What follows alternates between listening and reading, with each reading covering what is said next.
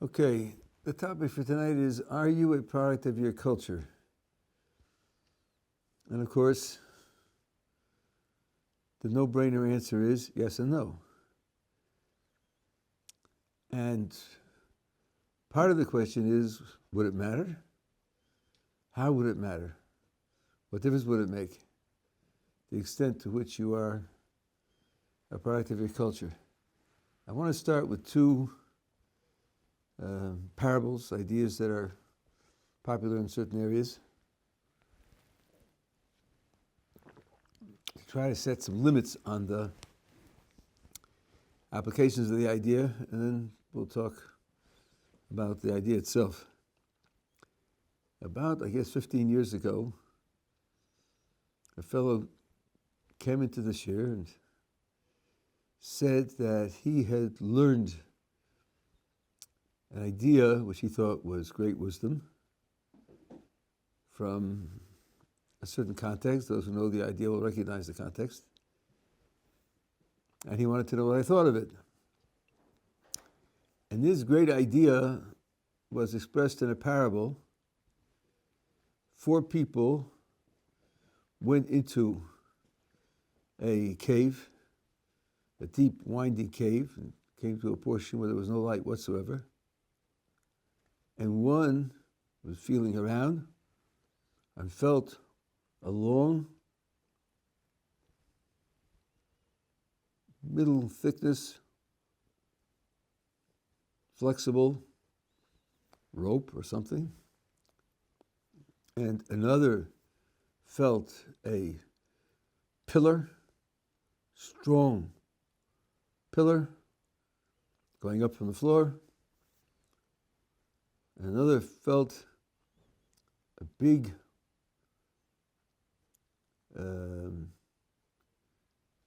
irregularly shaped,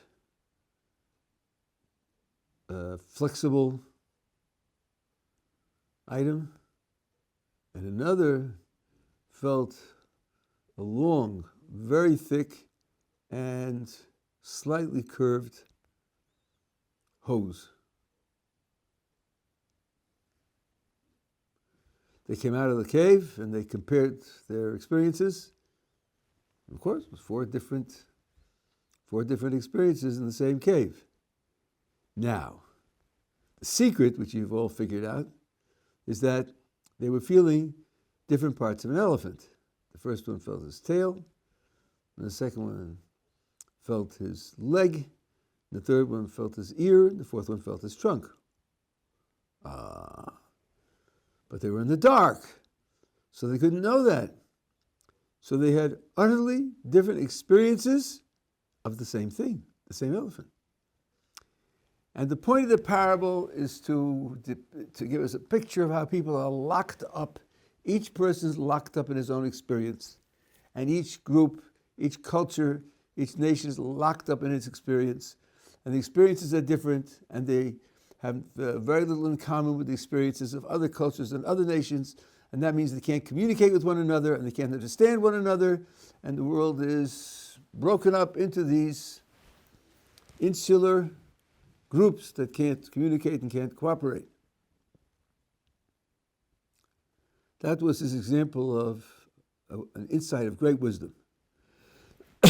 So I asked him, tell me something, when they came out of the cave and they compared experiences with one another, did any of them think of going back into the cave and this time being tied to one another with a string, and when one feels the long flexible rope, he could pull on the string, pull and signal on the string that all the other guys should come over to where he is and feel the rope.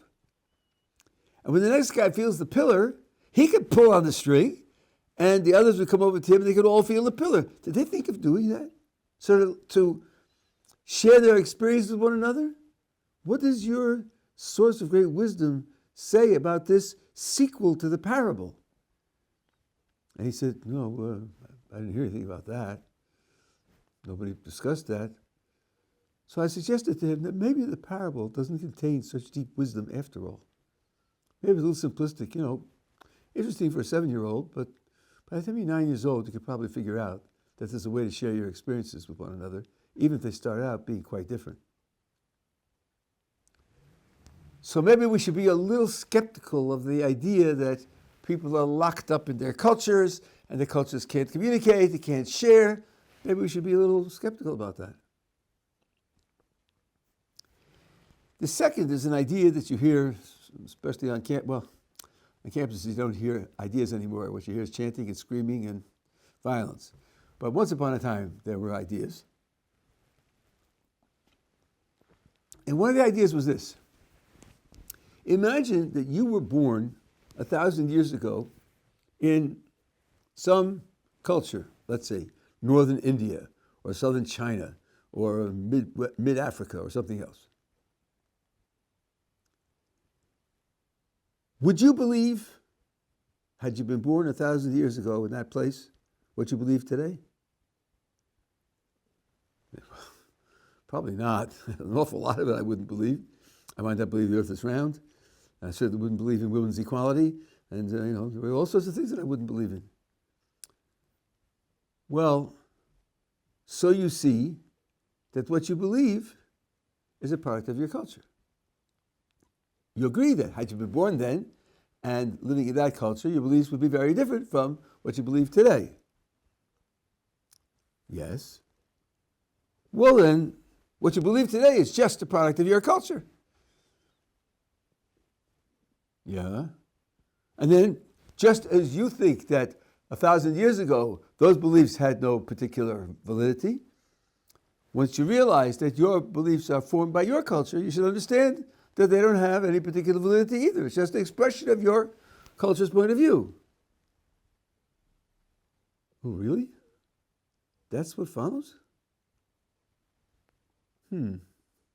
So I guess the idea is, take something you believe, anything.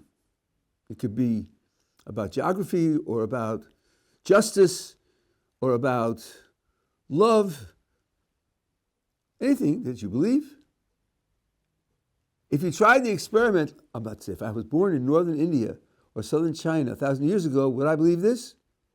And you get the answer no, then you ought to give it up now.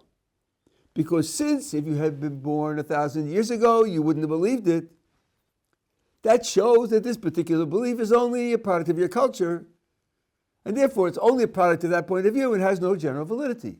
So again, the rule is, take something you believe now, call it Q, and ask, 1,000 years ago, if I had been born then, would I believe Q? No? Then don't trust Q now either.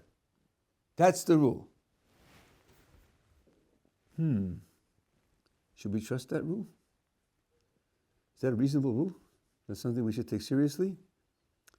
Well, I think that there are two or three major deficiencies. First of all, try that on a feminist. If you were born 1,000 years ago, you wouldn't have been a feminist. You would have cheerfully accepted the idea that women are inferior according to the culture that you were born in. Therefore, give up feminism now. I don't think you're going to have any takers for that one. I doubt it very much. And how about the earth being round? If you were born 1,000 years ago in some places on the earth, you would have thought the earth was flat. Should you therefore doubt your current belief that the earth is round? Doesn't that sound a little nuts? Okay, but more than sounding a little nuts, are cultures really equally just points of view? Couldn't there be anything superior from one culture to another culture which would give you a reason to trust one over the other? Let's suppose that you have one nation which has a single monolithic culture, and you have another nation which is multicultural. It happens to be an area where many different people live, living different cultures and talking to one another and comparing with one another and discussing with one another. Wouldn't you think that the second culture had a better chance at getting at something right than the first because it has many different points of view that are being expressed? And how about comparing the information base? 1,000 years ago, there were no satellite pictures. And today we have satellite pictures. Doesn't that count? Is it just a matter of the arbitrary subjective choice that you happen to think the earth is round? Indeed, one might say, vis-a-vis the earth being round, we know everything they knew and lots more. Well, the more you know, the more likely it is that you're going to get things right. So really? When I think if I had lived 1,000 years ago, I wouldn't believe Q, so I should give up Q today? Why would that follow? And then, if you happen to be into logic, I'm not recommending this, I'm just pointing out that it's my background. This rule that we are considering is a rule that refutes itself. Because let's play the rule against the rule itself. Okay, here's the rule. If 1,000 years ago is different from today, give up what you believe today. Call that the 1,000-year test rule. Now ask yourself, if you had been born 1,000 years ago, would you have believed in the 1,000-year test rule? Would that rule have been something you would have been committed to 1,000 years ago? So you got to imagine, 1,000 years ago in northern India, you say, if you had been born 1,000 years before that in Egypt, you wouldn't have been a Hindu. So therefore you should not be a Hindu now, because he'll say, you got to be joking, man. Hinduism is true, and then poor Egyptians were primitive, and they believed in many gods, and we have one God, and manifestations, and blah, blah, blah, blah. So if I'm supposed to give up now what I wouldn't have believed 1,000 years ago, then I should give up the rule of the 1,000-year test. Because had I been born 1,000 years ago, I wouldn't have believed in the 1,000-year test. Which means if you trust the 1,000-year test, you shouldn't trust the 1,000-year test. It refutes itself. That's not a good position for an idea to be in. So this idea of the 1,000-year test is nuts. And you can quote me. And yes, that's not a tolerant statement, because when you're working on logic, you don't tolerate illogical ideas. You may make a mistake, you may have to change your mind, but when it's in the illogical corner, it's not equally good. It's to be discarded.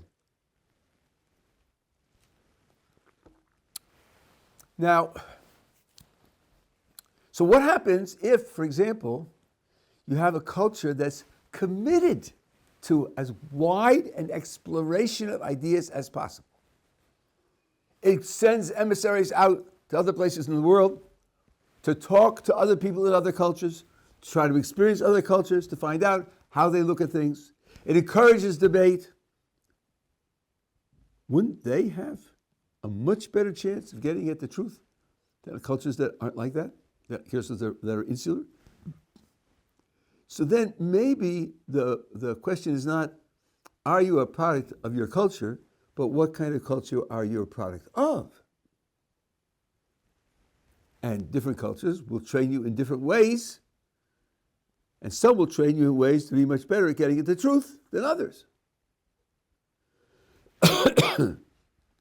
So if you apply that to Jewish living, for men, and now in many places even for women, the standard form of education is one-on-one discussion, debate, argument, shouting and yelling, pounding the table. Here you're studying a text.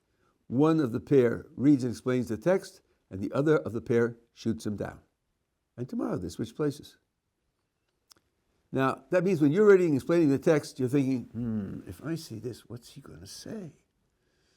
Maybe he'll say that. Well, so how would I? No, I can't say this then. What should I say? You're building in self-criticism. You're building in trying to look at it from another point of view, which would differ from you, and seeing how you would deal with it. That's built into your mental set. Then, who are the greatest scholars? Who are the people with the greatest minds and the greatest information base and understanding that you respect? People who can go through in their minds 6 different positions at the same time and compare and contrast them and point out where their points of agreement are, where their points of disagreement are, and summarize what the disagreements are and point out the differences in application. This idea of holding in your mind various points of view becomes a key feature of your scholarly efforts. You're much more likely to end up with accurate ideas than someone who doesn't have that kind of training and doesn't express that kind of value. Now add to that the fact that the studying takes place in a milieu where you have a whole community of people, 200, 300, 500, who are all studying the same thing at the same time. Wow. That means there are a lot of people within 100 feet of you, within 200 feet of you, who are studying the same stuff, and some come from Texas, and some come from Argentina, and some come from Britain. And they have their ideas. And then the discussion becomes very rich because you have a gigantic number of different points of view which can come into play. And people talk to one another. Now add to that the presence of experts who are paid to be there with the group to answer questions. I don't know exactly what it's like in university today. Part of me is glad I don't know. When I was teaching university, if a student had a question about the material, he could make an appointment. I might give him an appointment in 2 weeks or something. Or if there were 100 students in the class, so then you'd have some graduate students who would be teaching study sessions, each one teaching, let's say, 30 students, and you could make an appointment to speak to the graduate student for 10 minutes or 15 minutes. If he's got 30 students, and he himself is a student, he hasn't got a lot of time. Here you have full-time paid people who are experts in the subject, standing there to answer your questions. You could test your ideas. You can get more sources. Wouldn't that accelerate your ability to understand the material and deepen your ability to understand the material? So here you have a culture that is committed to discussion and debate. Our texts have cases where the greatest experts take a position and later on change their minds and say, no, what I said before was wrong, and I have to say it differently. Our texts say that so-and-so took this position and there was a text which refuted him and therefore he was wrong. Our texts say that certain questions were discussed and certain objections were raised and there was no answer to the objection, so they remained with the objection unanswered. Our texts describe open and critical discussion of issues with no holds barred. A student can argue with his teacher, and sometimes the teacher will change his mind because of the student. So this is a culture that's committed to this kind of openness, this kind of debate, this kind of exploration. So in these areas, this culture is much more likely to get at the truth than other cultures that don't have these kinds of values or practices. That's why you can, in a certain number of yeshivas, if you just study yeshiva, you can get a bachelor's degree, or the Bachelor of Jewish Studies, or Talmudic Studies, and law schools love guys and girls who go through that in the seminaries. They love those students because they know they're trained in thinking independently and critically. They're trained in argument and discussion. They're trained in mastering text. And they make excellent law students and ultimately excellent lawyers. So the idea of being a product of a culture is overblown in factual terms, and its supposed limiting features are over-exaggerated. And then, of course, comparing cultures depends upon what the nature of the culture is, what the values of the culture are.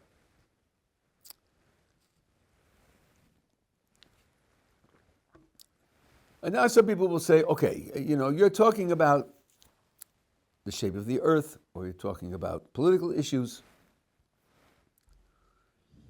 but basic moral issues are issues that have been discussed for thousands of years without real resolution. And it's obvious that different cultures have quite widely differing ethical ideas, moral ideas. And there, it does seem like you are a product of your culture, and you're not going to reach agreement and understanding with someone else, and even openness and willingness to discuss, if from ancient times, issues like justice and rights and goodness and virtue have been discussed, and they're still very controversial, very problematic.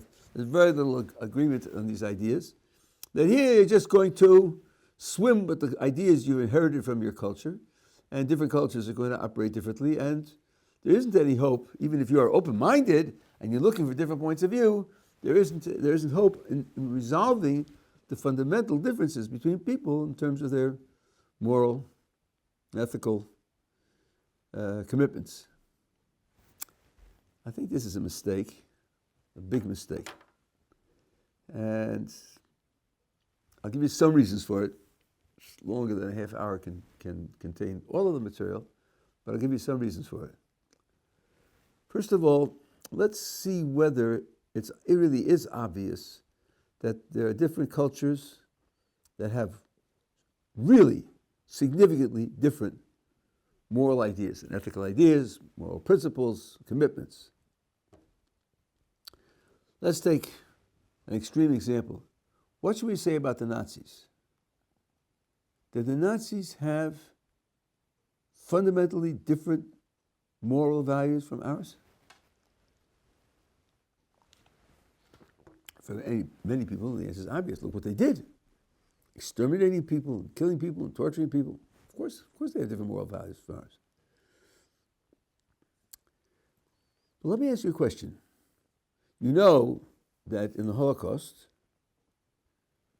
when Nazis and the rest of Germany, which has been dubbed Hitler's willing executioners, when they went to kill Jews, they did so on the basis of a myth.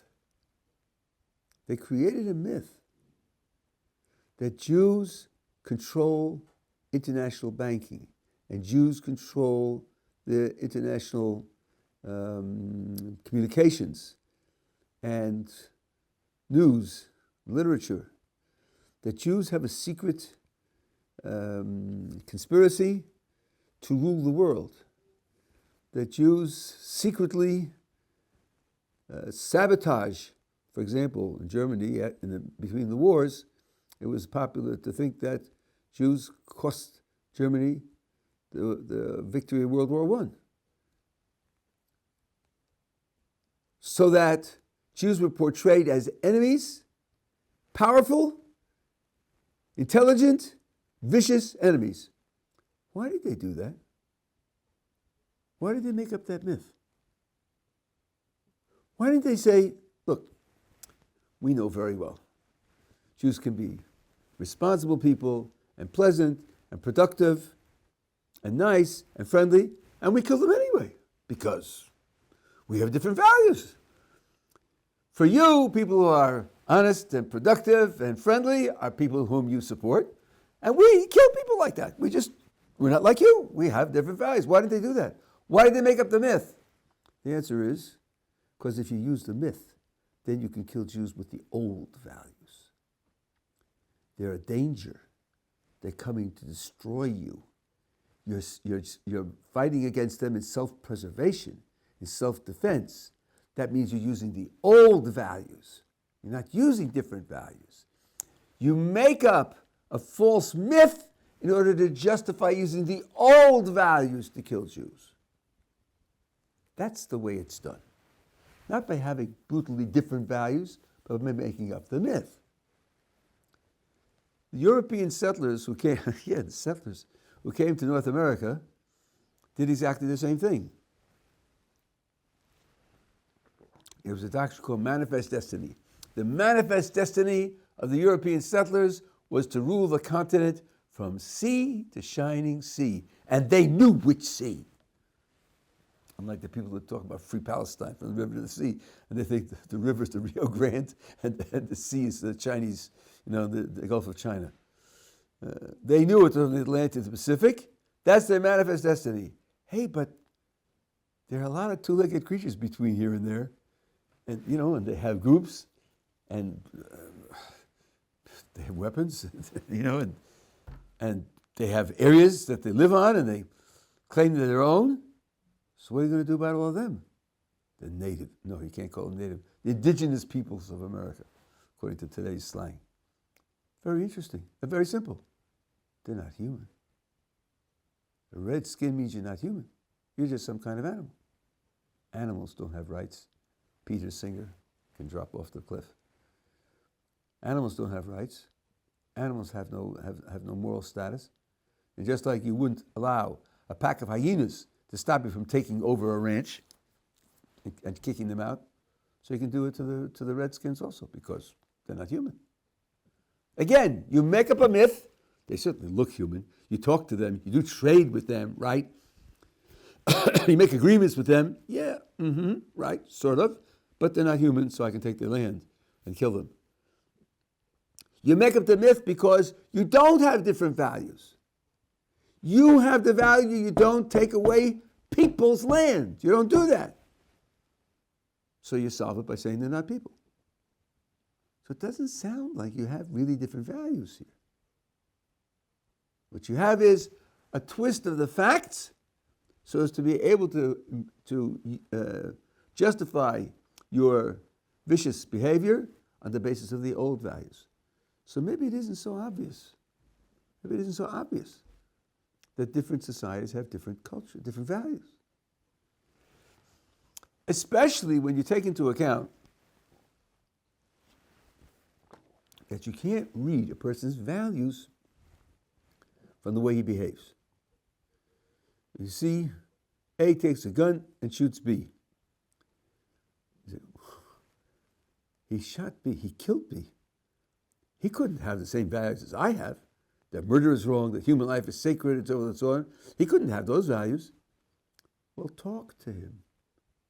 And maybe he'll tell you, of course human life is sacred. Of course murder is wrong. But not when he attacks you first. Oh, I didn't know that. I didn't see him attack him first, but if it was, that changes it.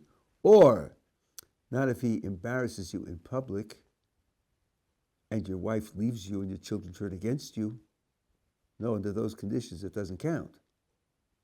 Oh, well, let's see. I suppose if that happened to me, I'd be stressed out also. I don't know if I would commit murder, but still, I can understand it better when you tell me that that's what the background is. So let me give you an extreme example. I saw this in an anthropology book. I don't remember whether it's true or whether it was an example of how anthropology is supposed to work. There's supposed to be an Eskimo group where at a certain age, 60, 65, children kill their parents. Wow, that's over the edge. Children killing their parents. What are you talking about? They've got to be, on some other planet. Then you find out that according to their worldview, their religion, their basic beliefs, when you die, you have a soul, and that soul goes into an afterlife forever. And the soul goes into an afterlife with the intelligence that it has at the time of death. And they have noticed that people who live to a ripe old age, some of them, lose their intelligence. And then the calculation is, if I allow my parents to live and they lose their intelligence, they're going to spend eternity without intelligence. That's bad. That's very bad. Isn't it an act of kindness? The popular word is euthanasia. You've heard that? Isn't it an act of kindness to kill them when they're still sharp, so they'll have an eternity of active intellect? Now you think, wow, I had no idea they were doing it for that reason. If they're doing it for that reason, does that make them moral monsters? Maybe not. After all, they're doing it for the sake of an infinitely long value for their parents. So where do we differ from them? We differ from them in our beliefs about the world, our beliefs about life, our beliefs about death and the afterlife. That's where we disagree. We don't disagree in moral principles. So maybe different peoples don't have such wildly different moral principles. And maybe if we would discuss with them and argue with them and share with them, we could come to some greater understanding of the common moral background that we share. Indeed, although there are many outstanding issues in ethics. There are also some small to medium-sized issues that have been settled more or less, and have been at least in relationships between ideas, whether one thing commits you to another. Some progress has been made, and you could hope for more progress. I want to make the same point with one other way of putting it. I was once talking about justice, and I was talking about practice. It was something either in China or India, and I was saying that the practice was unjust, and a student said, "You mean it's not Western justice?" Oh, not Western justice. But could be Eastern justice. It could be Chinese justice. It could be Indian justice. It's just not American justice. Different cultures have different concepts, different basic moral concepts. So isn't it apples and oranges? Sort of like looking at the chessboard and thinking that those are just fancy checkers pieces, and then watching him make moves and say, "Oh, you can't move like that. Only one step at a time." What do you mean going down the diagonal 6 steps? Because you're applying the wrong rules. What would be the point of you as an American saying that something that happened in China or India is unjust when you're applying the American concept of justice to a non-Western culture?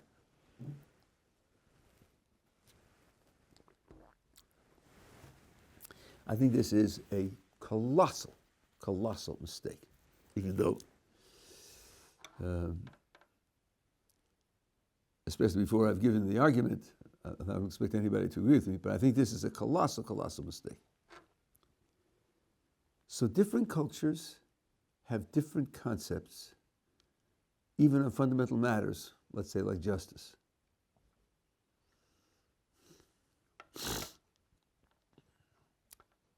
How would you discover that? How do you know that they have different concepts of justice from us?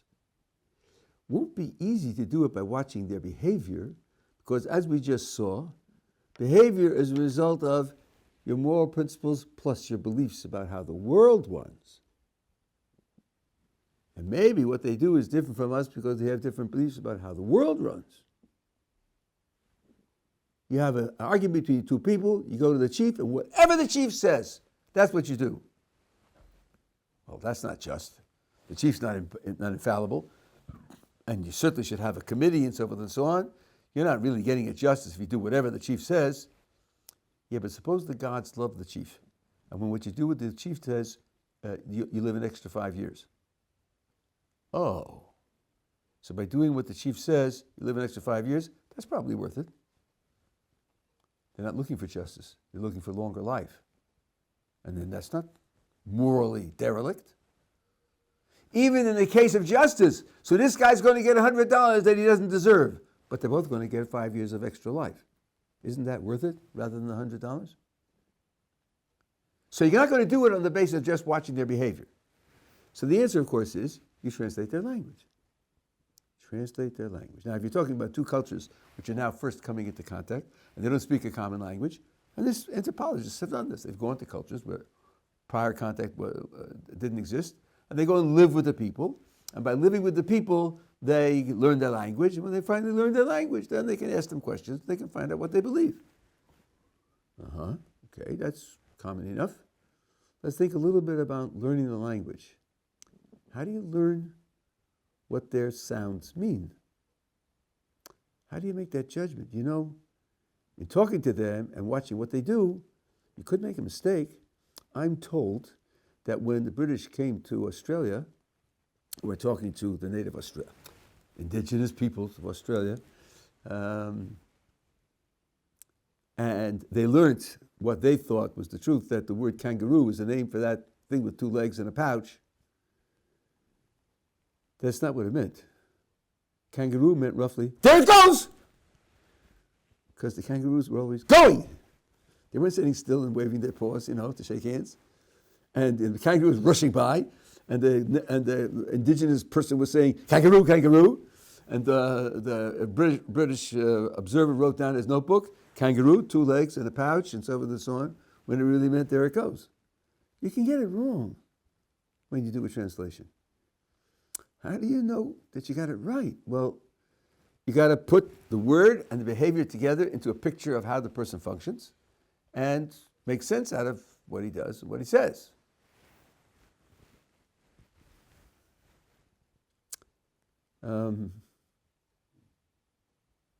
Suppose you think that blah, blah, blah means cup of chocolate. Now they're fighting a war. Somebody's on the wall shooting arrows at the enemy, and he yells down to his friend, blah, blah, blah. And the guy brings him arrows. Oh, blah, blah, blah, and arrows. Then maybe it didn't mean cup of chocolate. Maybe it meant the arrow brand of chocolate. That's why he got chocolate before. It doesn't mean chocolate, it means arrows. You've got to make sure that it fits what the person does and how the person behaves. Now, let's take an extreme example. You see people in China, and they're playing a game. This game is played on horseback in a shallow stream, and there's an iron sphere, heavy iron sphere, which is in the water on the bed of the stream, and they have poles. And the idea is there are 2 teams, one facing upstream, one facing downstream, and at halftime they switch. The idea is to use your poles to push the iron sphere into the other guy's territory. That's what the thing is about. You watch this thing for a while, and you say to them, by the way, does this game have a name? Yeah, this is Chinese chess. Chinese chess. I mean, you play chess on a board with wooden pieces, and you move them up and down and take them off. We play chess in the water with poles, with an iron sphere, pushing it up and down stream in the stream. Is that the Chinese form of chess? Does that make any sense? Wouldn't you think, well, you can use sounds as you like, but it's not chess. Not like chess at all. If they played chess without castling, they said, we just changed a little bit because of our culture. We don't like the castling move. So you're, okay, it's chess without castling. But pushing an iron sphere up and down the stream is not a Chinese form of chess. It's just not what the word means. It's not what the word means. Okay, so now somebody says to me, in this culture, justice means what the majority of 6-year-olds want to do. That's what justice means in this culture. I have to ask myself, okay, he's got the word in the culture, gobbledygook. Gobbledygook, he tells me, refers to what the 6-year-olds want to do. And he tells me I should translate it as justice. Maybe it's a wrong translation. What makes him think that justice is the right translation for gobbledygook when gobbledygook refers to what the 6-year-olds want to do? Why say that they have this wildly bizarre belief that justice is what 6-year-olds want to do, rather than say gobbledygook doesn't mean justice? I'll give you an extreme example of this. There was a Jewish French sociologist, anthropologist named Claude Lévi-Strauss, who claimed to have discovered pre-logical peoples. Peoples whose thoughts were so confused that they could believe things that are absolute contradictions. He claimed that they could believe it is raining here and now, and it is not raining here and now. So later people, I read this in Quine, maybe somebody was in between, asked, how do you know you're translating them correctly? After all, if somebody really believes something like that, how does he make it through life? When he's on the wall and he wants more arrows and he yells, bring me arrows, and they bring him a cup of chocolate, does he notice? Does he throw the chocolate at the enemy and say, thank you very much? What does he do? If his mind is so confused that he could think it is raining here and now and it is not raining here and now, he can't live until supper. These people are successful. They have joint projects, they have commerce, they fight wars. They can't have minds as confused as that. So if your translation of their language implies they're thinking it is raining here and now and is raining and it's not raining here and now, then your translation is wrong. Now, we have discussions about justice. We have debates about justice. No one in the history of Western thought, and no one alive today, thinks that justice is what the majority of 6-year-olds want to do. Nobody thinks that. If you translate their language as saying justice is what the majority of 6-year-olds want to do, you've not translated the language correctly. That's too big mistake about justice to justify translating it that way. This is what's called the principle of charity in translation. The charity is he's a thinking, functioning human being. Then you don't associate to him nonsensical beliefs. Nothing in his behavior indicates that he's subject to completely bizarre, nonsensical beliefs. Then don't associate with him. You're not explaining his behavior in an appropriate way, in an accurate way. Now, if you just take this principle seriously, and I realize I'm using a Quinian type of argument, and of course he would have been horrified to hear me use it for a kind of objectivity in ethics, but I don't have to live up to all of his expectations. It means that too big a contrast between what we think about justice and what you say they're saying about justice won't be tolerated. I won't allow that as an explanation of what they're doing. I won't allow that as a portrayal of what they're thinking. The really prejudiced way to put this is this. Justice is my word. It's a word in English. It's a word that my language uses, and it has a certain meaning. And if you want to say that blah, blah, blah in their language should be translated as justice, it's got to agree with the basic meaning of justice. Otherwise, it's a wrong translation. Do I own justice? Am I not being imperialistic by imposing my concept of justice on everybody else? Oh, yes, I am. Because it is my concept. It's my word in my language as a concept that I use, and I apply it according to its meaning. It's perfectly acceptable for someone to say, in that culture, they don't have justice, they don't care about justice. What you think is so important, they have no interest in whatsoever. They're interested in efficiency or power or whatever. Okay. There you could pull the cultural card. But you can't pull the cultural card by using my word to describe their belief in a way that my concept won't accept. It's just not a correct description in my language. After all, you're trying to talk to me in my language about what to think about them. Well, then you have to obey the rules of my language in doing that talking, because you're talking in my language. So it's not correct to say they have vastly different concepts of justice than we do. The correct thing to say is they have vastly different concepts from us, and if the differences are too wide vis-a-vis our concept of justice, then they don't have a concept of justice. They might even have concepts that we can't translate at all. We might not be able to understand them in our language at all. That's perfectly acceptable. I'll give you one more example, hopefully simple enough. Now, suppose somebody says, in their culture, 2 + 2 is 5. Really? 2 + 2 is 5? Yeah. Bak is 2, and Bak means 2, and Ra means 4, means plus, and Ziz means equals, and Yelp means 5, and then 2 + 2 is 5. Well, I don't know, do they trade with one another? Do they buy and sell things? Do they grow things? Do they, when they put seeds in the ground, they put 2 seeds here, 2 seeds here, and they expect, 1, 2, 3, 4, 5, out of 2 and 2. And if one's missing, they say somebody stole it. I mean, do they really operate with 2 + 2 is 5? I think if you're trying to describe them as believing 2 + 2 is 5, you should doubt your description. You got something wrong. You got your translation wrong. That's not what they're saying.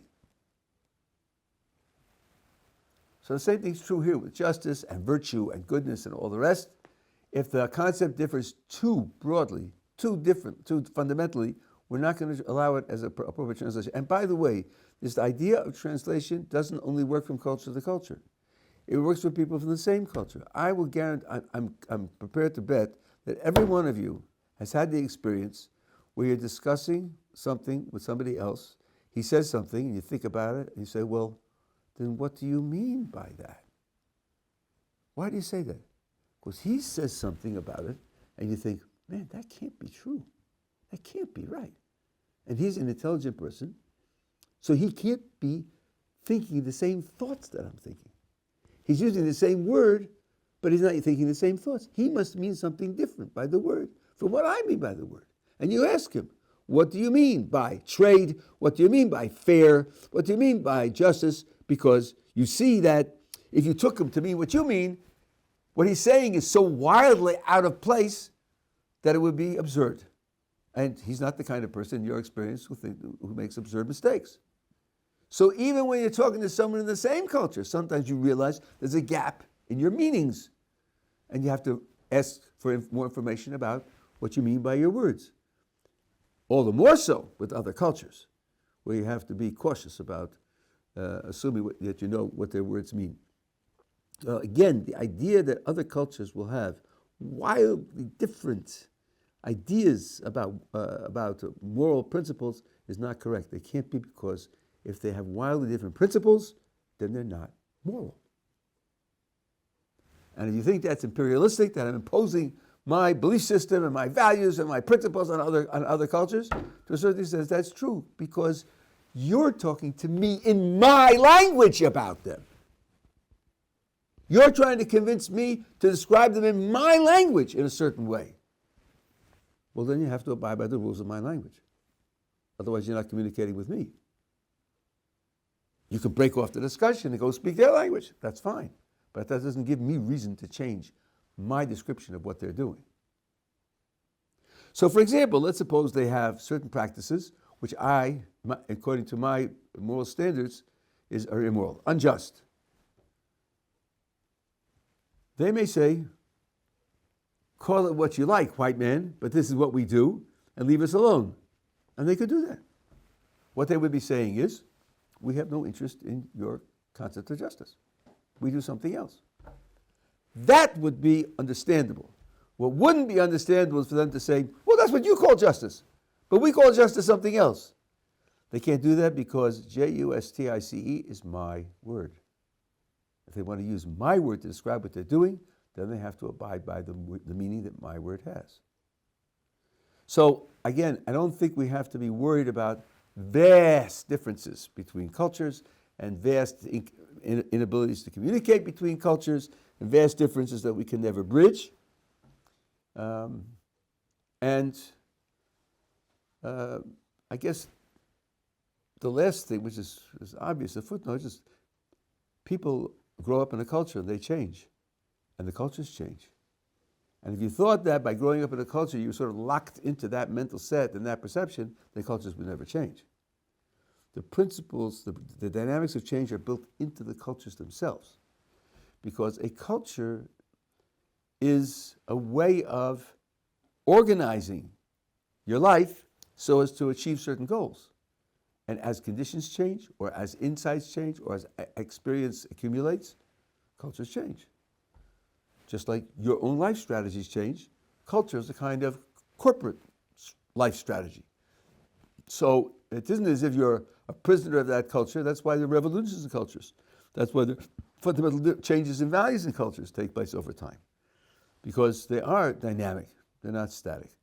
So again, the fact that you're a product of your culture doesn't mean you're locked into a particular form of thinking for the rest of your life, especially when you have information about other cultures and other points of view. Well, I hope that this has helped a little bit to break down the current rigid thinking about how an individual is related to his culture.